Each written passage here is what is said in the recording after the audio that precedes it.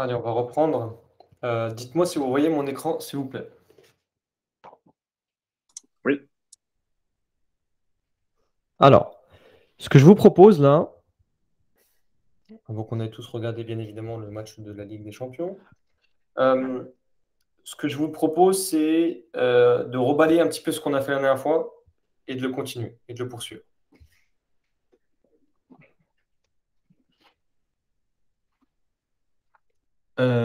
N'hésitez pas à me couper à tout moment.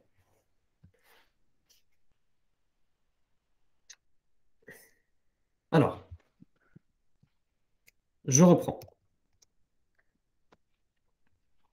Si j'ai un lock, j'appelle before. Et un autre que j'appelle after. OK? Et que j'exécute ce code. Ouh là là, ma langue fourche. Avec Node, je vous rappelle que Node nous permet d'exécuter du JS en dehors du navigateur. Donc, on voit les deux logs qui apparaissent les uns à la suite des autres. Ça, je pense qu'on est tous OK là-dessus. Donc, qu'est-ce qui se passe ici finalement? Euh, Ce qu'on peut se dire, c'est que tant que cette instruction, tant que ce log n'est pas exécuté, eh bien, ce log ne sera pas exécuté. D'accord? Donc, la machine, le moteur JavaScript, il interprète votre code à la volée. C'est-à-dire quoi? C'est-à-dire qu'à la ligne 1, il va lire l'instruction, il va la convertir en code machine, puis l'exécuter. D'accord? Donc, c'est ce qui se passe et ça se fait de haut en bas finalement. D'accord? De haut en bas. Donc là, ce qu'on appelle c'est ce qu'on appelle finalement du code bloquant. On dit synchrone. Ça veut dire quoi? C'est-à-dire que tant que cette instruction n'a pas été réalisée, je ne passerai pas à la suivante. Si cette instruction met 15 minutes à être réalisée, eh bien, euh, je ne pourrai pas exécuter l'instruction suivante. Donc ça, il faut que ce soit un petit peu clair dans votre tête. On dit que ça s'appelle du code bloquant ou synchrone. Donc ça, c'est des termes vraiment à retenir. Si vous faites du React ou du back après, c'est important de connaître ces termes dans la vie d'un développeur final. D'accord? Cependant, comme vous le savez, parfois on va exécuter du code dit asynchrone, c'est-à-dire du code non bloquant.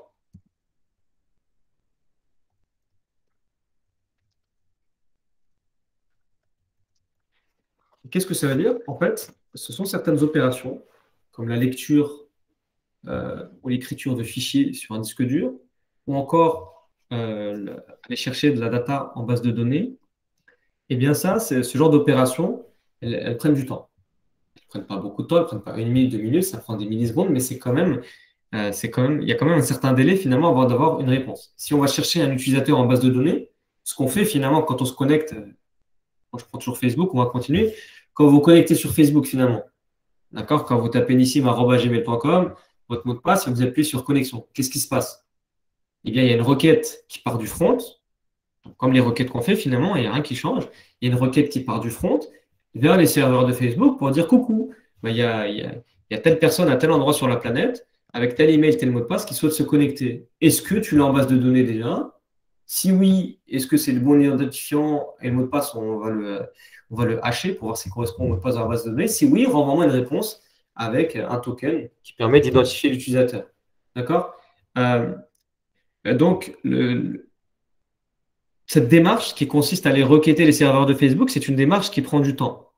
D'accord? Bien évidemment, notre rôle en tant que développeur, notamment back-end, c'est de faire en sorte que la réponse de l'API, si c'est une API, enfin, la réponse du serveur, elle soit le plus minime possible. Elle soit le plus minime possible pour pas que le client il attende trop longtemps. Et dans ce cadre-là, Node.js, toutes les opérations asynchrones comme ça qui mettent du temps, lui, il les fait par défaut, par nature, j'ai envie de dire. Euh, il les fait de manière asynchrone, automatiquement. Il les fait de manière asynchrone automatiquement. Pour simuler un petit peu ce comportement, pour simuler et montrer qu'est-ce que c'est que du code asynchrone, finalement, je vais utiliser cette timeout. Alors, je ne sais jamais l'écrire, donc c'est pour ça que j'utilise l'intelligence du Visual Studio Code avec contrôle espace. Cette timeout, voilà, c'est le T qui est majuscule. Alors, cette timeout, elle prend deux arguments. Le deuxième argument, c'est le délai à partir duquel on va exécuter le callback disponible dans le premier argument. Donc là, si je lui dis 2000, c'est des millisecondes. Donc je veux dire qu'au bout de 2 secondes, s'il te plaît, tu m'exécutes ce callback, cette fonction. Tu m'exécutes ce callback. Donc, j'aimerais bien que ce setTimeout nous serve d'exemple si jamais on souhaitait contacter une API ou un serveur distant. D'accord? Imaginez qu'on cherche à aller chercher un utilisateur en base de données. D'accord? Donc, sauvegardons. Regardons qu'est-ce qui se passe.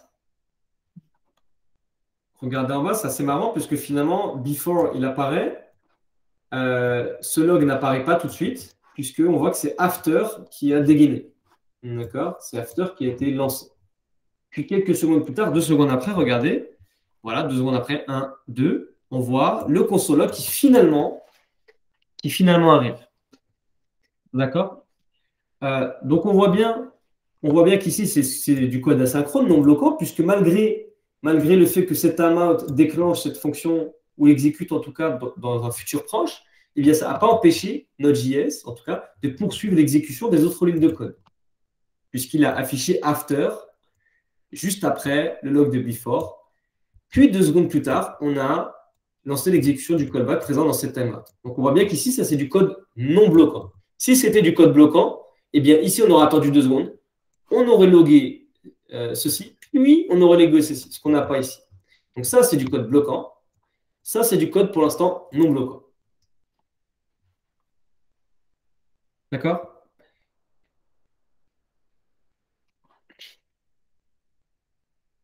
Donc, ce qui se passe ici, ça c'est timeout, c'est du code non bloquant. Donc, on lui demande d'exécuter une fonction dans un futur proche dans 2 secondes.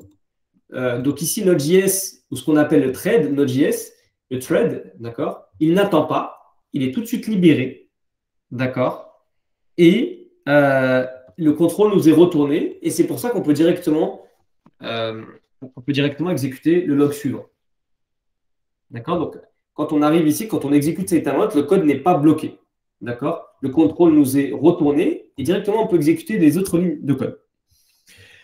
Donc, qu'est-ce que c'est qu'un thread finalement? Qu'est-ce que c'est qu'un thread? En fait, un thread,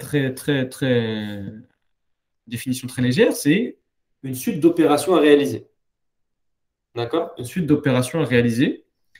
Et en fait, il faut savoir que JavaScript et donc Node.js, par conséquent, et single-threaded. OK? Donc ça, on va peut-être le mettre là-haut. Donc ça aussi, ça fait partie quand même de votre culture. On peut vous le demander en entretien. D'accord? Donc Node.js est single-threaded, c'est-à-dire qu'il ne sait faire qu'une chose à la fois. Il ne sait faire qu'une seule chose. Il ne sait faire qu'une seule chose à la fois. Si jamais vous voulez penser à un thread, vous pouvez penser à qui? Similaire, ici je marque au serveur dans un restaurant. Imaginez, vous allez passer une bonne soirée avec les copains ou les copines, vous allez au restaurant, vous asseyez, vous regardez la carte, le serveur il vient à vous. Bonsoir mesdames et messieurs, qu'est-ce que vous voulez?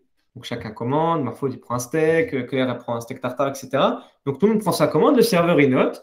Très bien messieurs, je lance la commande. D'accord? Donc le serveur qu'est-ce qu'il fait? Il va en cuisine. Il dépose le ticket, voilà, 2 steaks tartare pour la table 9. 2 steaks tartare pour la table 9. Le chef il dit OK. Qu'est-ce qu'il fait le serveur à ce moment-là? Est-ce qu'il attend? Est-ce qu'il attend que la recette arrive, les 2 steaks tartare arrivent, ou est-ce qu'il part à une autre table? On est d'accord qu'il part à une autre table. Ce n'est pas envisageable que le serveur reste pointé là pendant les 10-15 minutes de cuisson, puis qu'il aille s'occuper d'autres clients. C'est impossible. D'accord? Donc le serveur, qu'est-ce qu'il fait? Il lance la commande de Marfaud et de Claire. D'accord? Dès que le chef a confirmé qu'il a bien réceptionné le ticket, le serveur, il s'en va. Il va à la table numéro 2 et trouve les 2 Alexandre. D'accord?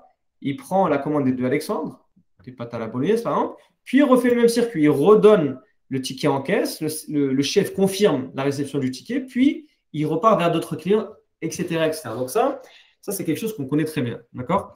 Et c'est normal d'ailleurs. Eh bien, le serveur, c'est le thread Node.js. C'est notre thread Node.js. Ça veut dire quoi? C'est-à-dire que le serveur, lorsqu'il lance la commande, il n'attend pas la réalisation de la commande pour s'occuper d'une autre tâche. Je répète, lorsque le serveur il lance la commande en cuisine, il n'attend pas que la cuisson, ou en tout cas que les plats sont prêts pour partir s'occuper d'un autre client. Non, il lance la commande de la table numéro 1, puis directement après, il va avoir la table numéro 2, ainsi, il peut gagner du temps. Et bien, c'est exactement ce qui se passe avec Node.js. C'est exactement ce qui se passe. et notamment ici. Notamment ici. Donc là, on a une commande pour une table. Le serveur la réceptionne. Il la délègue, d'accord? On peut dire ici pour notre QI. Puis il va s'occuper d'une autre table. Et c'est pour ça que le log ici est exécuté, qu'on n'attend pas 2 secondes l'exécution de cette fonction pour passer à la suite. Donc ici, notre serveur, il n'attend pas la réalisation de cette timeout pour s'occuper des autres tables. Au contraire, il donne la commande au chef, puis il passe directement pour s'occuper des autres tables. Donc si jamais vous avez du mal à retenir ce que c'est qu'un thread, vous pouvez penser au serveur, d'accord, qui finalement traite les recettes de manière asynchrone, c'est-à-dire que lorsqu'il a balancé une recette, d'accord, une recette, c'est une opération qui prend du temps, eh bien, il n'attend pas la réalisation de cette opération pour s'occuper d'autres clients. Ici, je n'attends pas la réalisation de cette timeout et je continue de m'occuper des autres instructions. Donc voilà, donc c'est un petit exemple pour ceux qui veulent le retenir. C'est un exemple sympathique, je pense. Donc un thread, voilà, un thread, c'est vraiment comme le serveur dans le restaurant. Voilà. Aussi, Sim, yes. il y a d'autres fonctions que cette timeout qui sont, comment dire, Asynchrone. qui sont asynchrones par définition. Ouais.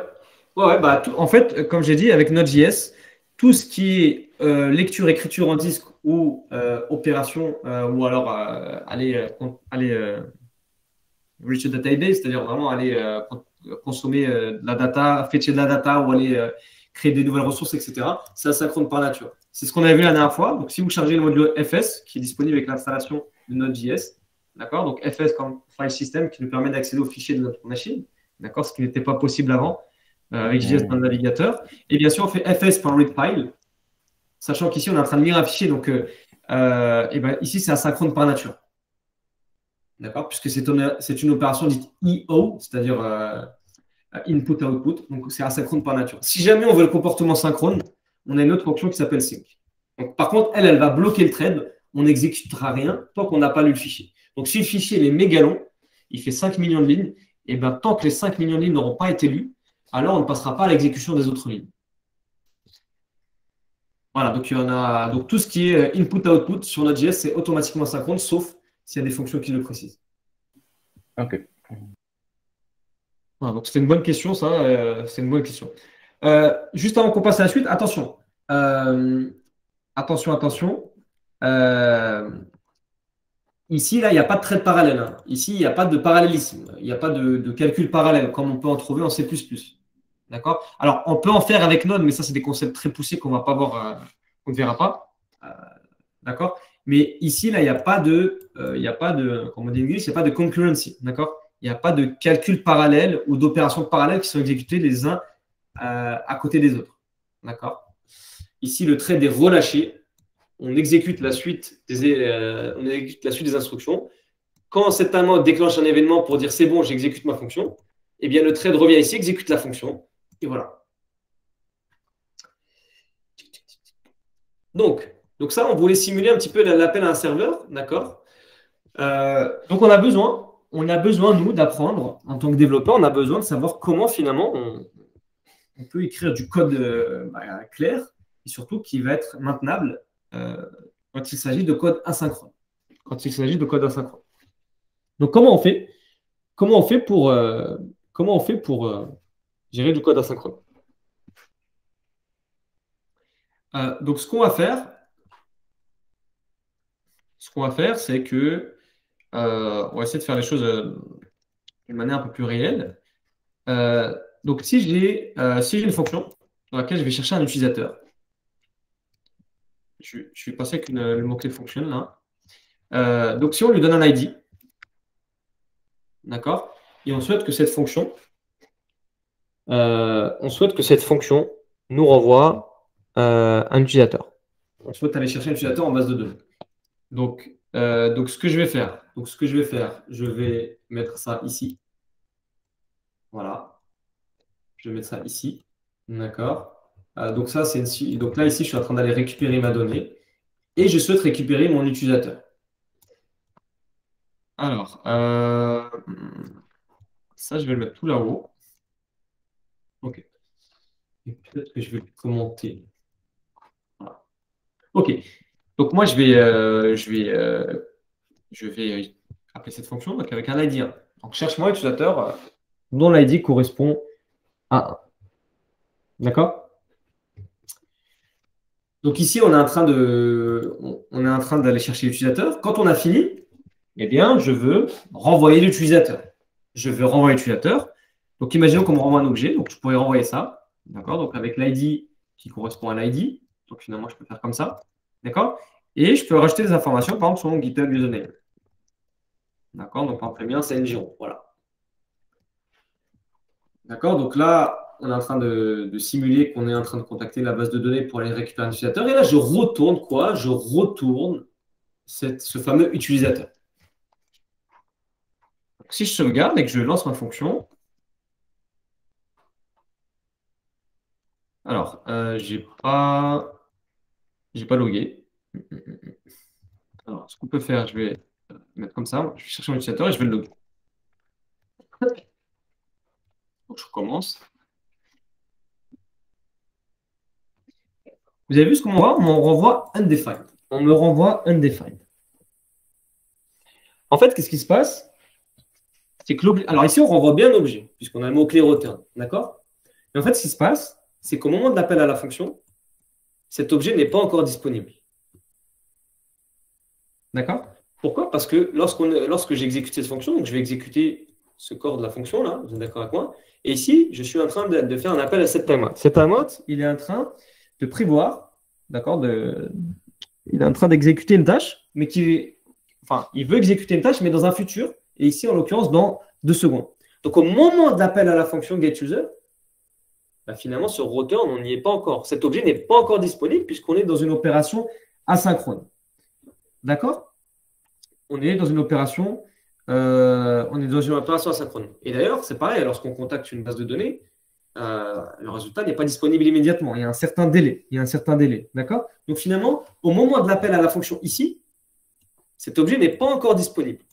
Et pourquoi undefined? Parce que rappelez-vous, quand il n'y a pas de return explicite dans une fonction, le retour est undefined. Le retour est undefined. D'accord? Donc ça, c'est ce qui se passe. Donc cette timeout, il est en train de simuler une opération qui prend du temps. D'accord? On lit l'utilisateur et on le renvoie, mais au moment de l'appel, je n'ai pas accès à cette donnée. Je n'ai pas accès à mon objet. D'accord? Donc justement, on a besoin de savoir comment on gère justement cette situation. Comment on gère ce genre de situation dans laquelle finalement on a une partie de notre data qui n'est disponible que dans un futur proche. Donc on a 3 manières de faire. Donc on a 1 avec les callbacks, 2 avec les promises et 3 avec async await. Et async await finalement c'est qu'il y a du sucre syntaxique des promises. Ok, donc là on va voir comment finalement à l'aide des callbacks je peux finalement accéder à ma data dans un futur proche. Donc finalement ici, on va utiliser des callbacks. Donc en fait, on va s'attendre à ce que la fonction getUser reçoit un callback et va être rappelé au moment opportun. À quel moment? Finalement, au moment où on reçoit la data. D'accord? Donc là, je suis en train de lire dans la base de données à l'utilisateur et ici, je la renvoie. Donc c'est à ce moment-là précis, là, d'accord, ce que je surligne, que j'ai accès finalement à mon objet. D'accord? Donc ce que je vais faire, c'est que je vais appeler la fonction callback. Tac. Et dans ma fonction callback, je vais lui envoyer l'objet en argument. Dans ma fonction callback, je lui envoie cet objet que j'ai récupéré de ma donnée. D'accord? Donc ce callback, il va être appelé finalement quand notre opération en synchrone aura terminé son travail. D'accord? Aura terminé son travail. Donc si getUser prend un deuxième argument, eh bien, il faut que je l'appelle autrement. Donc je vais lui envoyer une fonction. Je peux lui envoyer une fonction fléchée. D'accord? Cette fonction fléchée, elle va avoir quoi comme argument? L'argument qu'on lui envoie ici, donc c'est-à-dire un user. D'accord? Elle va recevoir un user. D'accord? Et donc, du coup, je peux lui dire quoi? Je peux lui dire, si j'ai reçu l'utilisateur, je peux le loguer. Donc, du coup, ça, j'en ai plus besoin, et ça non plus. D'accord? Donc là, je ne récupère plus un résultat immédiatement. J'attends que le callback que j'envoie soit exécuté au moment opportun, c'est-à-dire quand j'ai récupéré ma data de ma base de données, par exemple ici. Donc, regardons, testons. Voilà. D'accord? Donc ici, on voit le log qui me dit que je suis en train d'aller récupérer un user en base de données. D'accord? Et j'ai quoi? Et j'ai son. Et ben, je récupère bien ma data. Donc tout à l'heure, on récupérait le résultat immédiatement, mais ce n'était pas bon. Là, on attend que l'opération asynchrone soit finie pour que le callback nous renvoie la valeur, ou en tout cas l'objet désiré ici.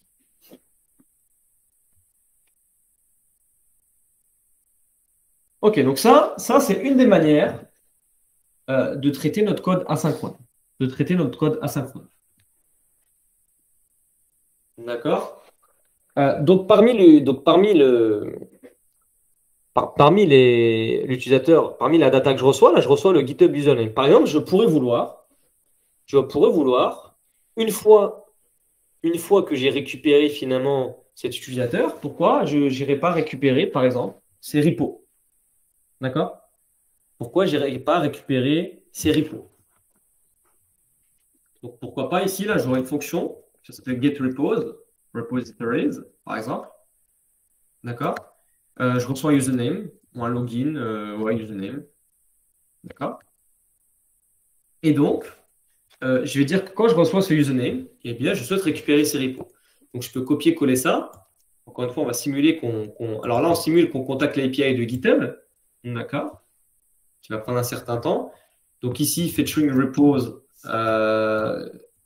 from the user. D'accord? Donc là, on est en train de lire les repos de l'utilisateur et on veut renvoyer les repos. D'accord? Donc on veut renvoyer quelque chose comme ça. On peut return repo 1, repo 2 et repo 3, etc. D'accord? Alors, comme on a dit précédemment, on ne peut pas utiliser le mot-clé return puisque ça va faire on n'aura pas, au moment de l'exécution de cette fonction, on n'a pas accès à la data. Donc, du coup, on va se rajouter ici un callback. On va attendre et qui va lui être chargé, d'accord? Qui va lui être chargé d'être appelé au moment opportun quand je reçois tous mes repos, mon tableau de repos. D'accord? Donc là, c'est à peu près similaire avec getUser, d'accord? Donc là, je simule que ça prend 2 secondes, cette opération d'aller lire les repos d'un utilisateur, et j'appelle mon callback avec le retour de l'API de GitHub. D'accord? Donc cette fonction getRepository, étant donné qu'elle dépend d'un username, eh bien, je vais me situer, je pense, ici. D'accord? Vous êtes d'accord avec moi? Je vais me situer à peu près ici, puisque c'est dans cette fonction que je reçois l'utilisateur. Donc, je vais appeler getRepository, je vais lui envoyer user.github username. Je vais lui envoyer le username le pseudonyme GitHub de l'utilisateur. Et je lui envoie un callback, donc une fonction. Cette fonction va recevoir en argument, regardez, mes repos. Donc, je vais mettre repos ici. Et je peux les loguer ici. Je peux les loguer ici. Donc là, à ce moment-là, j'ai plus besoin de loguer l'user. Je veux loguer que les repos. Donc, regardons. Voilà. Donc, premièrement, je vais récupérer mon utilisateur, d'accord? Ce callback est déclenché au moment opportun. Et lorsque dans ce callback, j'ai récupéré mon utilisateur, eh bien, j'appelle la méthode getRepository qui va me permettre d'aller chercher les repos sur cet utilisateur. Et donc, c'est ce qu'on voit là. Cherche l'utilisateur, cherche les repos. Et voici la réponse.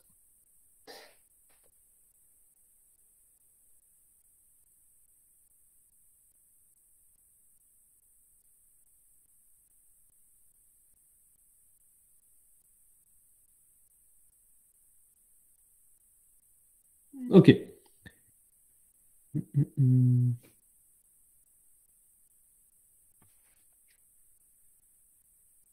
Alors, donc là, on a du code asynchrone. D'accord, on a du code asynchrone et on gère tout ça grâce à des callbacks. D'accord? Cependant, là, ça commence. Alors, on ne le voit pas forcément nécessairement là, mais si je poursuis, on va avoir une sorte de triangle qui va se dessiner, un peu comme une pyramide là. D'accord? Et ça, on va rentrer dans ce qu'on appelle le callback hell. D'accord? Le callback hell ou alors le Christmas tree problem. C'est-à-dire qu'en fait, on va rentrer dans une imbrication qui peut être très profonde, puisque là, j'ai que deux callbacks, là, j'ai que deux, alors j'ai que deux callbacks qui permettent de récupérer de la data, d'accord? Mais imaginez que dans une vraie application, il n'y en a pas que deux, il y en a peut-être 3, 4, 5, 10, 20, 30, d'accord? Donc, euh, donc, à force, on va rentrer vraiment dans ce callback hand, d'accord? Et ça nous pose des problèmes parce que déjà au niveau de l'écriture, c'est très dur à maintenir et on peut facilement tomber dans des erreurs. Tomber dans des erreurs. Donc, ce n'est pas la meilleure manière de traiter du code asynchrone. Ça existe toujours dans certaines API, mais on peut faire mieux. On peut faire mieux.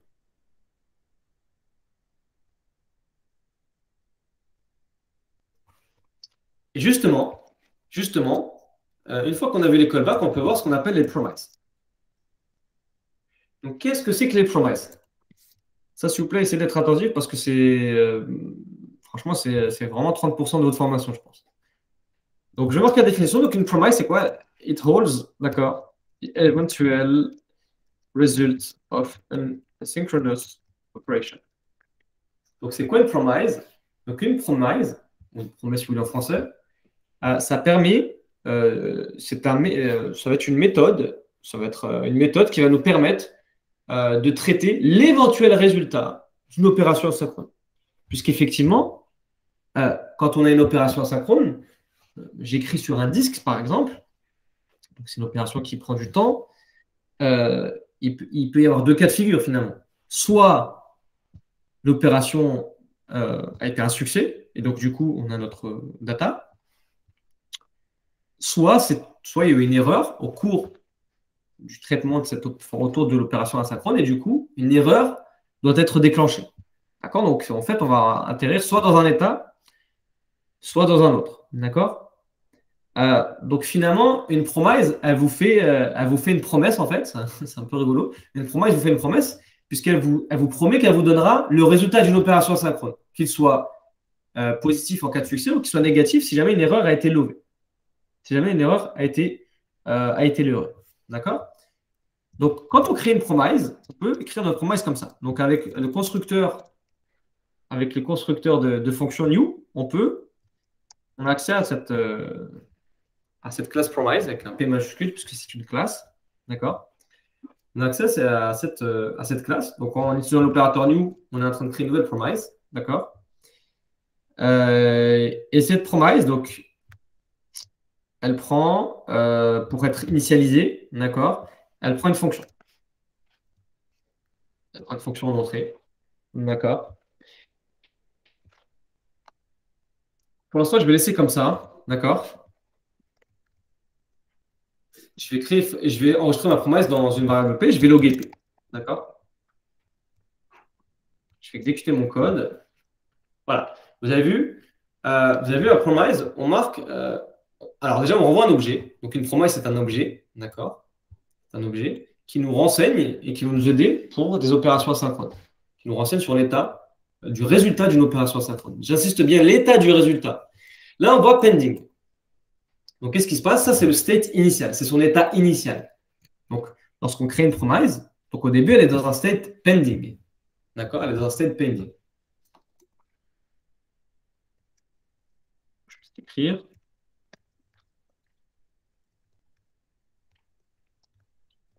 D'accord? Et comme on l'a dit, une promesse, ça peut être soit on peut se diriger vers un résultat de succès, soit vers une erreur. D'accord? Donc ici, là, je veux. Alors, attendez, c'est pas très beau. Tac.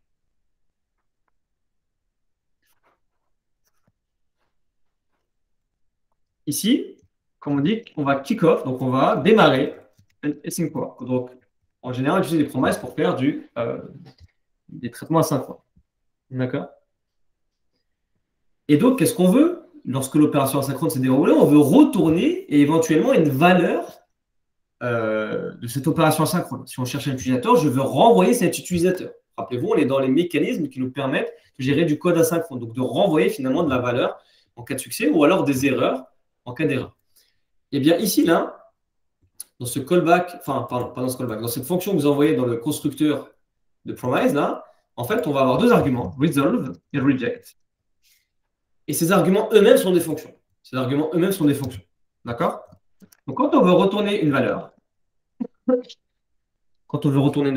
d'accord, on utilise resolve. On appelle la méthode resolve. Donc là, par exemple, je souhaite dire OK, eh bien, tout s'est bien déroulé.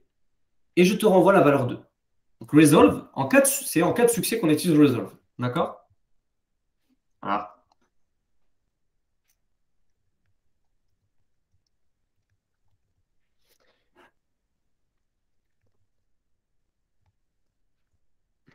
Donc, au cas où l'opération asynchrone s'est bien déroulée, on va on va appeler la méthode resolve. Donc, regardons. Euh,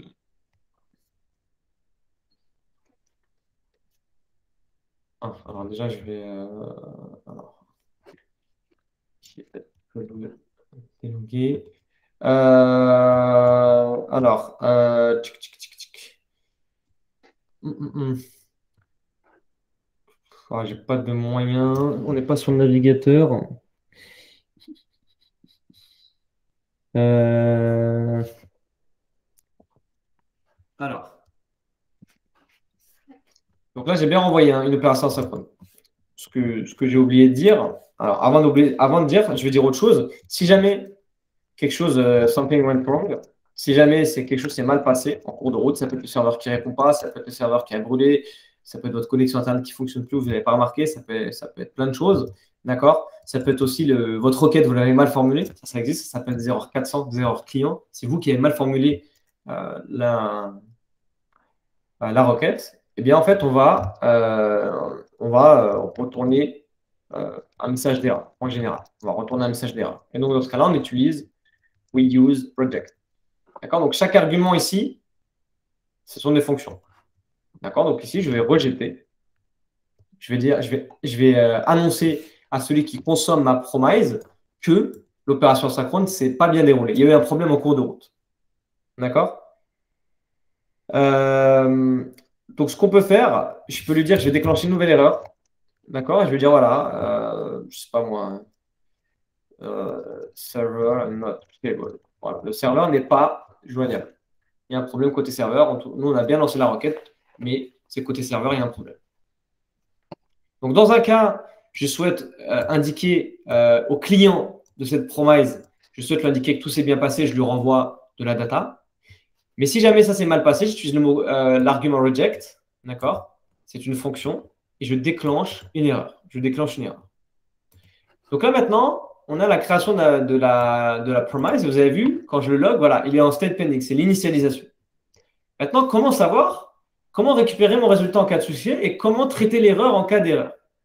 Donc, P, c'est un objet. Si on fait point, il a trois méthodes là qu'on peut voir, catch, finally et then. Donc, si on utilise la méthode then, d'accord, on peut récupérer le résultat en cas de succès d'une opération asynchrone. D'accord? Donc, en cas de succès, je vais récupérer ici ma data. Et qu'est-ce que je souhaite faire? Je souhaite la loguer. Donc, la méthode then, elle prend un callback, d'accord, qu'on va exécuter en cas de succès. Donc, regardez, si je commente mon erreur, donc ici, j'ai la création d'une promise qui directement me dit que tout s'est bien passé. Voilà, on me renvoie la valeur 2. On me renvoie la valeur 2 ici et je la log. D'accord? Donc ici, le consommateur, le client de ma promise, d'accord? Le client de ma promise, il reçoit de la data, puisque tout s'est bien passé, je souhaite pour l'instant la loguer. D'accord? En cas d'erreur, je peux enchaîner ici avec un catch, dire si jamais il y a une erreur, d'accord? Eh bien, je la réceptionne en argument de ce callback, d'accord? Et je souhaite la loguer. Donc, erreur.message, par exemple. Donc, si je fais node index, ah oui, alors c'est normal puisque je suis toujours là, j'ai indiqué que l'opération s'est bien déroulée. Donc là, je vais commenter. Là, je vais décommenter. Là, je dis qu'il y a eu un problème en cours de route. Et donc, on ne va pas rentrer, dans la méthode den, puisque den lance ce callback en cas de succès de l'opération asynchrone. On va plutôt rentrer dans le catch. Et c'est ce callback qui va s'exécuter, si bien que quand j'exécute mon fichier, voilà, on m'envoie l'erreur, server is not reachable. Le serveur n'est pas disponible, n'est pas joignable. D'accord? Donc, P c'est un objet. D'accord? P, c'est un objet, donc qui possède plusieurs propriétés. D'accord? En cas de succès, donc si le state il passe de pending à fulfilled, d'accord? Alors, je vais exécuter ce callback disponible dans ma méthode N. Et au contraire, si jamais ma promesse est rejetée, d'accord? Alors, je vais exécuter le callback disponible dans la méthode catch. Donc, c'est comme ça finalement qu'on gère des erreurs lorsqu'on a du traitement asynchrone, si jamais il y a lieu, ou au contraire, s'il y a un succès, eh bien, je veux récupérer ma data et en faire ce que je veux faire après. Ce que je fais après. Donc, then et catch. Then et catch. Par contre, le petit problème qu'on a là, c'est qu'on est en train de résolver finalement, ma promise, elle va passer d'un état pending à fulfilled ou rejected, mais immédiatement là. Parce que finalement, ici, on n'est pas en train de faire du code asynchrone. Donc, ce que je peux dire là, par exemple, je peux simuler, voilà, avec cette timeout, encore une fois. Je vais dire au bout de 2 secondes, eh bien, voilà. Voilà. Eh bien, au bout de 2 secondes, tu me simules que l'opération s'est bien déroulée, je récupère ma data, c'est bien que, regardez, voilà, 1, 2, et là, je récupère ma data. Donc là, on a bien traité ici du code asynchrone à l'aide d'une promise. D'accord? Et on aurait eu la même chose avec reject.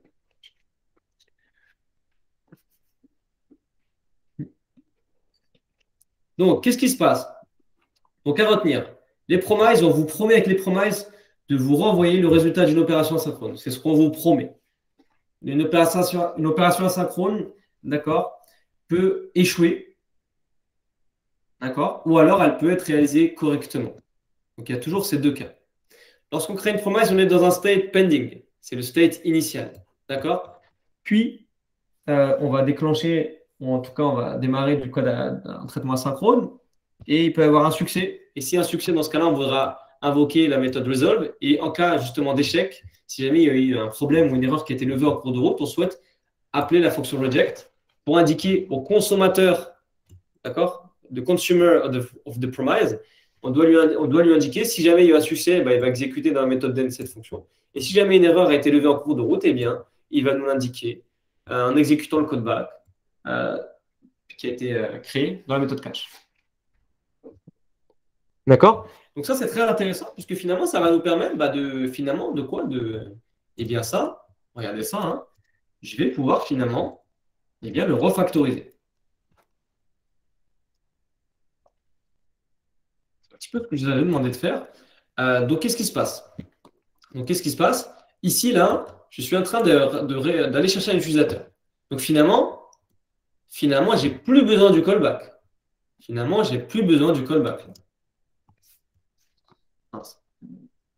Voilà, on va faire ça comme ça. Voilà. Donc finalement, j'ai plus besoin du callback, je ne récupère pas immédiatement le résultat. Et qu'est-ce que je vais dire? Je vais dire quoi? Je vais ici, on est en train d'appeler une fonction. Donc on va supposer qu'elle nous renvoie une promise. Et donc en cas de succès, eh bien, je vais récupérer mon utilisateur dans le callback de la méthode den et je vais le loguer. D'accord? Et au contraire, en cas d'erreur, si jamais il y a une erreur, eh bien, je veux savoir quelle erreur je puisse de mon côté gérer. D'accord? Donc ici, je suis en train de consommer ma promise qui va être envoyée de getUser. Cependant, getUser, pour l'instant, il ne renvoie pas de promise. Donc je vais aussi le refactoriser. Je vais le refactoriser ensemble ici. Voilà, donc ici, on ne renvoie pas de promise. Donc ce qu'on va faire, c'est qu'on va dire, OK, eh ben, getUser, il fait du traitement synchrone, donc il va retourner quoi? Une nouvelle promise. Le constructeur de fonction attend un callback, que je définis là, avec resolve or reject. Et finalement, je lui dis, voilà, donc tu retournes une promise, d'accord? Et cette promise, au bout de 2 secondes, elle doit me renvoyer cette data. Comment on renvoie la data dans une promise? Pas avec un callback, mais avec soit resolve ou reject. Donc, je veux dire, tout s'est bien passé, d'accord? Ici, je ne reçois pas de callback. Et voilà. Donc, ma méthode getUser, elle renvoie une promise, d'accord? Et je lui dis qu'au bout de 2 secondes, lorsque j'ai cherché mon utilisateur et que je l'ai récupéré, et ben, je dis que l'opération s'est bien déroulée avec resolve et je renvoie cet objet. Je renvoie cet objet que je consomme ici. Donc, regardons, testons. Si je réexécute mon fichier, 1, 2, et voilà, je récupère bien, à l'aide des promises, je récupère bien qui? Je récupère bien mon utilisateur. Donc, je vais juste commenter ça. Voilà. Qu'est-ce que je veux faire maintenant? Une fois que j'ai mon utilisateur là, on avait dit qu'on voulait aller chercher quoi? Qu'on voulait aller chercher ces repos. D'accord? Donc, peut-être que je ne vais pas loguer. D'accord? Peut-être que je vais dire à ce moment-là, bah, une fois que tu es utilisateur, bah, s'il te plaît, va chercher ces repos. Donc, je vais lui envoyer qui? Bah, je vais lui envoyer l'utilisateur que je viens de récupérer. D'accord? Sur cet utilisateur, récupère-moi, s'il te plaît, tous ces repos. D'accord? Tous ces repos. Donc, je vais aller récupérer ma get repositories. Je vais commenter aussi. Voilà. Donc là, cette méthode doit utiliser le pattern des promises finalement et non plus des callbacks. Donc du coup, ici, je vais enlever le callback. Ici, c'est pareil. Je dis qu'au bout de 2 secondes, quand tu as récupéré les repos, eh ben, tu appelles la méthode resolve pour envoyer cette data. On va simuler que c'est un cas de succès. Et donc, du coup, je vais retourner une nouvelle promise. Toujours mon constructeur de fonction qui prend une fonction en paramètre. Donc ici, resolve, reject. Et tout ce qui est ici, je le remonte. Voilà. Donc ma promise ici, d'accord, elle va retrouver une promise qui, au bout de 2 secondes, va passer du state pending à fulfill. Et donc, je vais récupérer mes repos. Et donc, qu'est-ce qui se passe ici? Comment je peux faire finalement? Comment je peux faire? En fait, ici, je vais rechaîner avec point .n. Et je vais dire que je vais récupérer mes repos. Je vais vous expliquer juste après. Je vais loguer mes repos. Donc, regardons qu'est-ce qui se passe. Après, on explique.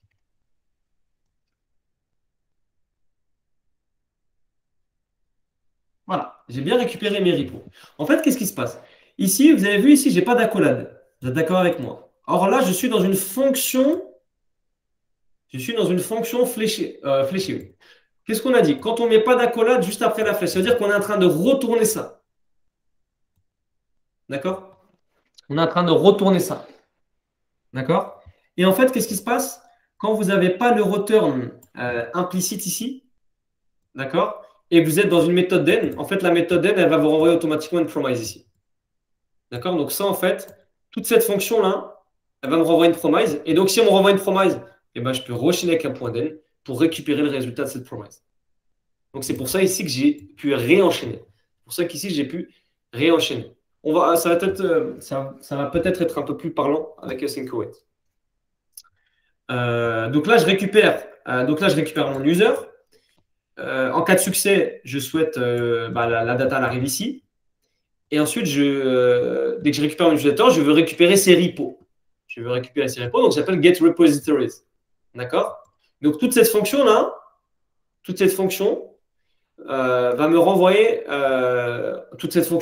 va me renvoyer une promise. D'accord? Va me renvoyer une promise. Et donc, si on me renvoie une promise, je peux directement réenchaîner avec un autre den qui va me récupérer la sortie de get repositories. Et regardez, la sortie de get repositories, c'est une promise qui promet de me renvoyer, puisqu'ici c'est un succès, qui me promet de renvoyer mes repos. Et c'est ce que je récupère ici. Donc, c'est pour ça que j'ai pu chaîner. Alors, ce qui est bien ici, c'est que comme on a un seul catch, alors qu'on a deux den, en fait, à n'importe quel moment, si jamais une erreur est levée, on tombera tout de suite dans le catch. C'est-à-dire que si jamais il y a une erreur dans le premier point den, eh bien, on va quand même rentrer dans le catch ici.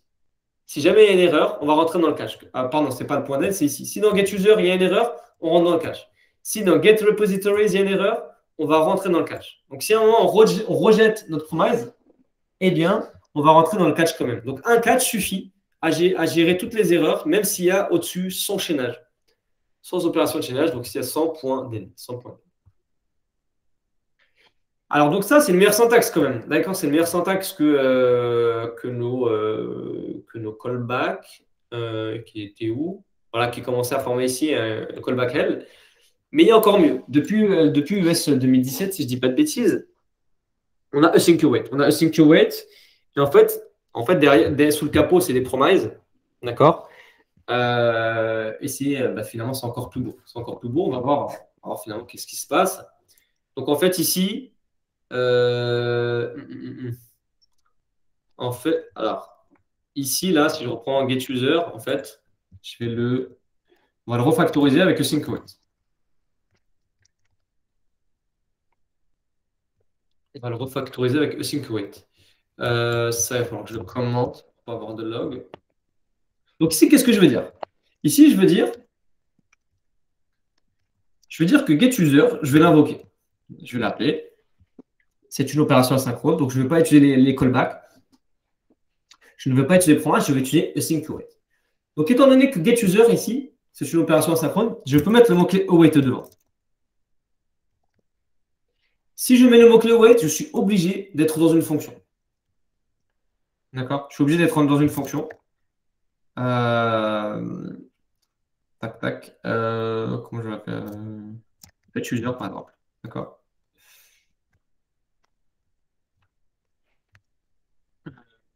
Qu'est-ce que j'ai fait?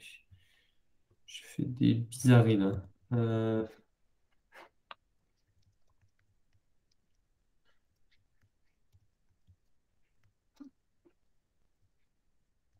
On se dire ça va être cette syntaxe, hein, mais c'est toujours bien de savoir ça fonctionne comment finalement. Donc regardez, j'ai une opération asynchrone comme Axios finalement, quand on va aller fetcher des recettes, c'est une opération asynchrone, je mets le mot-clé await devant. D'accord? Je mets le mot-clé await dedans. Ça veut dire quoi? En fait, quand on met le mot-clé await, on est en train de dire au moteur JavaScript, s'il te plaît, stop exécution de la fonction. Donc là, si derrière, j'ai encore du code, il ne va pas l'exécuter. Il va sortir de l'exécution de la fonction, il va continuer son travail. Quand getUser aura retourné un résultat, donc ici en l'occurrence, getUser, il renvoie un résultat au bout de 2 secondes, et alors il va revenir ici et compléter et finaliser l'exécution de la fonction. Donc là, regardez, async_await, en fait, ça me permet d'écrire du code asynchrone comme si c'était synchrone. Je répète, async_await me permet d'écrire du code asynchrone comme si c'était du code synchrone. Puisque regardez ici, je peux mettre const_user égal. Alors tout à l'heure, on avait dit, rappelez-vous, on avait dit non, on ne peut pas parce que le temps d'exécuter cette fonction, on n'a toujours pas le retour de l'appel au serveur et donc du coup, on aura undefined. Et avec le mot-clé await, on est en train d'écrire du code asynchrone comme s'il était synchrone. Donc c'est assez joli, c'est assez joli. Et donc ici, voilà, je peux loguer mon user. Donc qu'est-ce qui va se passer quand je vais appeler fetchUser? fetchUser, alors je vais lui envoyer 1, donc je vais ici recevoir un ID, ici je vais lui donner un ID. Quand je vais appeler fetchUser, d'accord? Donc ici, je suis en train de lui dire, ouais, s'il te plaît, vas-y, lance-moi execute getUser, qui est une opération asynchrone, mais pourtant j'enregistre le résultat direct. D'accord? Mais comme il y a le mot-clé await, eh bien, JavaScript sait que derrière le mot-clé await, il y a une opération asynchrone. Du coup, il sort de l'exécution de la fonction et du coup, il ne va pas directement donner la valeur à user. Et il ne va pas exécuter directement le log. Sinon, il nous aurait mis ici undefined. Donc, à l'aide du mot-clé await, on stoppe l'exécution de la fonction, on continue le traitement. Donc, regardez, hein, on peut voir. Hein. On verra que ce log s'exécutera avant ce log, d'accord? Pour prouver ce que je disais au niveau du stop de l'exécution, de la pause de l'exécution de la fonction. Donc, regardez maintenant. Voilà, vous avez vu? Ce log, il est directement exécuté alors qu'on n'a pas fini d'exécuter la fonction. Pourquoi? Parce qu'à l'aide du mot-clé await, on sort de l'exécution de la fonction, on exécute le log. Quand getUser, au bout de 2 secondes, quand cette timeout a fini, a déclenché l'exécution de son callback au bout de 2 secondes, un événement est levé, le moteur JavaScript en est informé, il revient ici, il comprend que le résultat d'ici, il doit l'enregistrer dans user, il finit l'exécution de la fonction et c'est pour ça qu'il va loguer user et qu'on le voit ici. Donc regardez, je relance, regardez ce qui se passe. J'ai directement ce log qui s'affiche et 2 secondes après, j'ai bien mon utilisateur.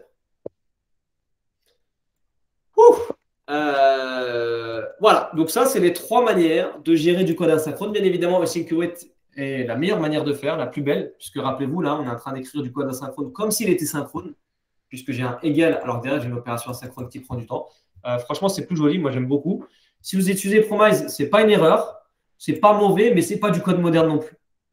Mais c'est toujours intéressant de connaître l'utilisation de gérer les promises via les méthodes den et catch parce que vous trouvez énormément de code encore qui n'est pas mis à jour avec async_await. Vous pouvez tomber dans des sociétés qui s'en servent encore, ou alors on pourra vous demander de les refactoriser. Dans ce cas-là, vous pouvez être force de proposition et dire, bah, écoutez, moi, toutes les promises, moi maintenant, je vais les zérer avec du async_await. D'accord? Donc, dorénavant, dès que vous avez du code asynchrone dans votre code et dès que vous avez du code asynchrone dans votre code, eh bien, vous allez gérer le retour de ce traitement asynchrone grâce à async_await, ce que vous avez fait déjà avec Axios. Donc, Axios, quand on met async_await, ça veut dire quoi? C'est-à-dire que quand il y a axios.get, axios.post, c'est-à-dire qu'Axios, il vous renvoie quoi? Il vous renvoie une promise et qu'au moment donné, il exécute la fonction soit resolve, soit reject. Donc finalement, async await, c'est que du sucre syntaxique. C'est que du sucre syntaxique pour nous éviter d'utiliser then et catch. Nissim, du coup, avec async await, elles sont gérées comment les erreurs? Très bonne question. Très bonne question. Je vous propose qu'on voit ça la prochaine fois parce que sinon, parce qu'il y a encore 5-10 minutes à expliquer. Mais c'est une très bonne question. Et effectivement, on verra ça au prochain coup. Parce qu'effectivement, ici, on ne gère pas l'erreur. S'il y a une erreur, comment on le sait là? Il a raison, Nicolas. Comment on sait qu'il y a une erreur? Ici, on chaîne en cas de succès, ok, mais s'il y a une erreur, eh bien, on atterrit dans le catch. Ici, pour l'instant, quoi qu'il se passe excusez-moi, quoi qu'il se passe dans cette opération asynchrone, on ne gère pas d'erreur, on enregistre dans user et on log user. Donc ça, pour l'instant, c'est un problème qu'on verra la prochaine fois. Voilà, donc c'était un petit peu, ça fait 1 heure que je parle, je sais que c'est pas évident, c'est un peu lourd, mais on avait vraiment besoin de voir ce cours. D'accord? Ça fait partie de votre culture de développeur. Ça, c'est vraiment une compétence clé et je peux vous assurer qu'on peut vous en parler en entretien. D'accord? Donc ça, il faut absolument, quand on sort de formation là, en avril, ça, il faut absolument que ce soit carré, que ce soit clair de votre côté. D'accord?